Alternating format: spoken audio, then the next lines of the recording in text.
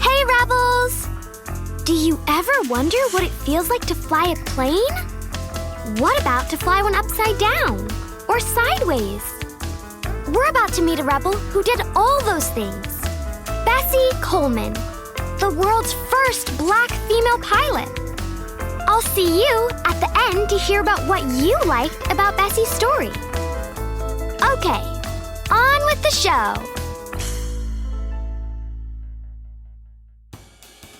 Once upon a time, there was a girl who had her eyes on the sky. Her name was Bessie Coleman. It's the early 1920s, and Bessie has arrived at the Caudron Brothers School of Aviation in Le Courtois, France, with a spring in her step and a flutter in her belly. Today is her first time taking the plane up into the sky.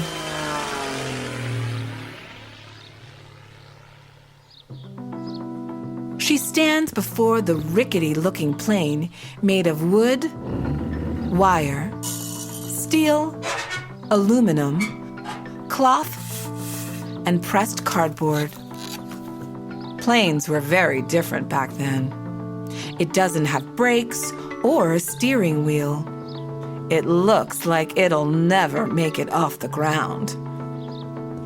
She takes her time checking over the plane. Are all the wires connected properly? Check. Does the engine make a healthy roar without sputtering? Check. Are the tires of the landing gear full of air? Check. The cloth wings are smooth and free of rips, and the propellers whiz so fast when she gets them spinning that Bessie can barely see the blades. She climbs into the cockpit with her instructor in the seat behind her and secures her goggles over her eyes. She motions to the mechanic to start the plane. The engine roars to life with a rumbling sound as it lets off oily, yellow fumes. It's so loud she can barely hear her teacher. She sets her hands firmly on the vertical stick that would help her steer and places her feet on the rudder bar that controls the plane's direction. As they begin to move, the plane shakes like it's going to come apart, but it obeys Bessie. It lifts off the ground and glides into the air. Gusts of wind buffet the plane from both sides. But no matter what the wind does, Bessie stays in the air with the clouds and the birds at her side, like new friends.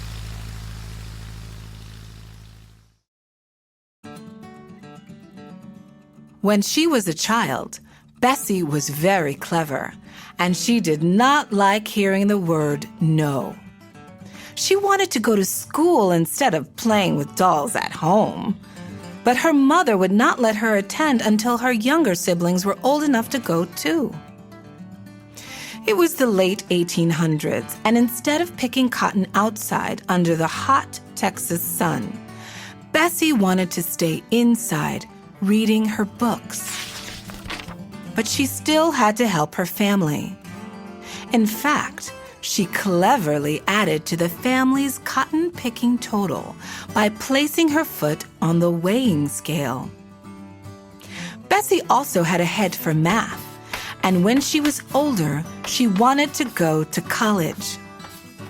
But she only completed one semester before she ran out of money for tuition. She ended up having to wash laundry to earn a living instead. But Bessie didn't let any negativity get her down. In fact, all of her reading made her more sure that she had to get out of Texas and forge her own path. "You can't make a racehorse out of a mule," her mother said one day. "If you stay a mule, you'll never win the race." "I'll win, Mama," Bessie said. "I'm a racehorse, not a mule." She could almost hear the hoofbeats. Bessie worked hard to save up every extra penny she could, so that by the age of 23, she could leave her dusty old town.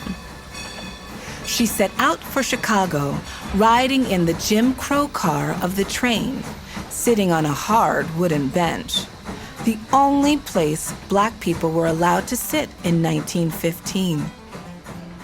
Her brothers, Walter and John, were more than happy to welcome their little sister into their small apartment on Chicago's South Side, where most Black folks lived.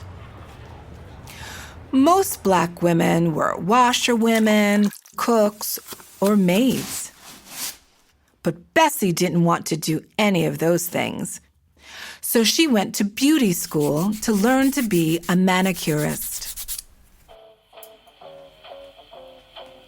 One day, a 27-year-old Bessie sat at her workstation arranging her tools when her brother, John, walked in. He gave her a big, silly grin and started teasing his baby sister with his war stories. "Black women ain't never gonna fly," he told her. "Not like those women I saw in France." The barbershop erupted into laughter. But when the sound died away, Bessie grinned back at her brother. "That's it," she said. "You just called it for me." Bessie set her tools aside with an edge of determination in her eyes. She was going to be a pilot. Bessie did her research and talked to as many pilots as she could. They were all white men, and none of them would teach her. Instead of giving up, Bessie went to the most powerful person she knew, the editor and founder of her favorite newspaper. She marched up the steps of the Chicago Defender office to ask for his advice. "You must go to France," Robert Abbott said. "The French are world leaders in aviation, and they won't discriminate against you because you're a Black woman." Bessie had a lot of work ahead of her. She started taking night classes to learn French and got a better paying job. She told a few rich people about her dream, and they decided to fund her adventure. She found an aviation school that would admit her in France, secured her passport and visa, and hopped on a boat. Bessie stood on the deck of the boat with the salty sea spray blowing against her face. Excitement swelled in her chest as she watched the sky. Soon, she'd be up there, among the fluffy clouds.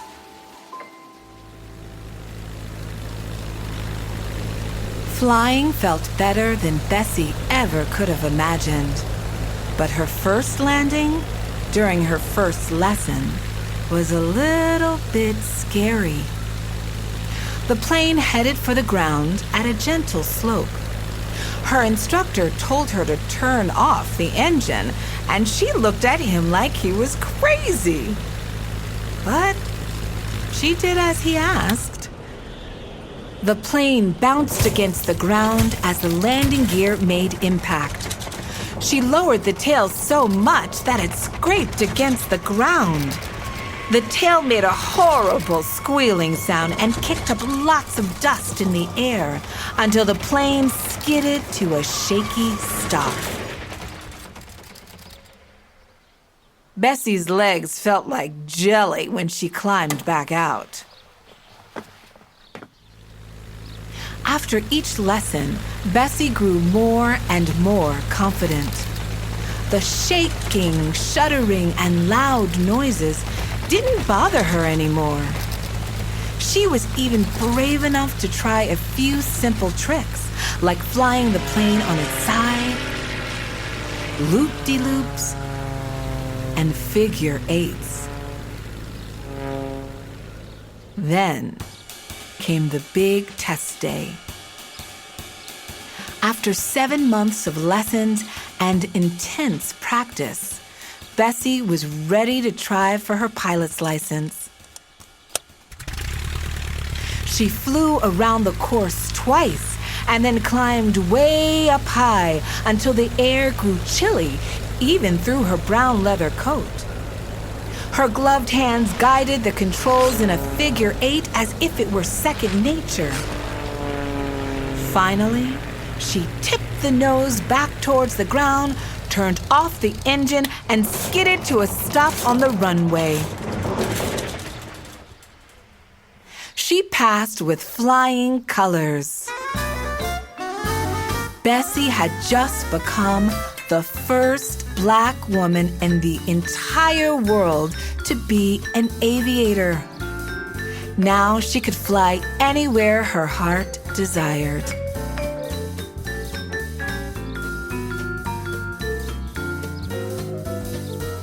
Bessie couldn't work as a commercial pilot in the United States, but that didn't get her down. She decided to join the ranks of stunt flyers called barnstormers, who made money by doing performances. She went back to France to learn more fancy flying tricks that defied gravity and purchased her very own plane. And when she returned to America again, she was ready to launch her live air show. Bessie strapped on her goggles and waved cheerfully at the crowd of 3,000 people. She hopped in the pilot's seat and the engine roared to life, jolting her forward. As she picked up speed, the wings of the plane and the wind underneath them carried her into the clear, sunny sky. Bessie flew up and up. She did a few lazy figure eights, but then her plane seemed to spiral out of control.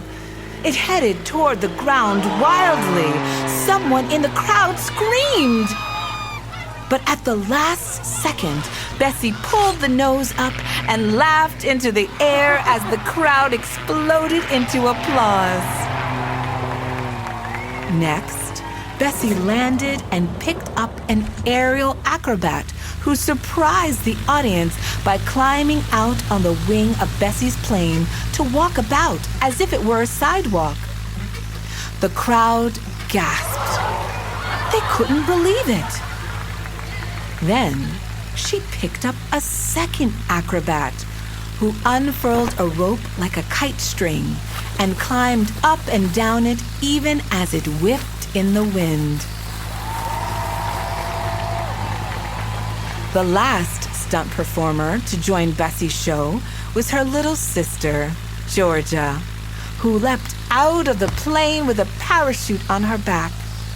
She pulled the cord and floated gently to the ground, safe and unharmed. At some shows, Bessie raced other pilots. And at others, she spun in dizzying circles so fast, onlookers could barely believe their eyes. Young pilots clamored to learn from Queen Bess. She taught them all she could and planned on opening her own flight school someday. Bessie hoped to inspire more Black women to take to the skies. And she did. Bessie passed away at age 34, doing exactly what she loved, and thousands of people came to pay their respects to Queen Bess. Later, a man named William J. Powell, who also loved to fly, actually started the flight school Bessie always dreamed about and named it after her. It was called the Bessie Coleman Aero Club, and many Black pilots were trained there. Decades later, a group of Black female pilots began the Bessie Coleman Aviation Club. And in Chicago, where Bessie first dreamed of flying, a park is named after her. Bessie's story of perseverance and talent continues to inspire pilots. She is a legend. And although her time was short, as Bessie said, you haven't lived till you've flown.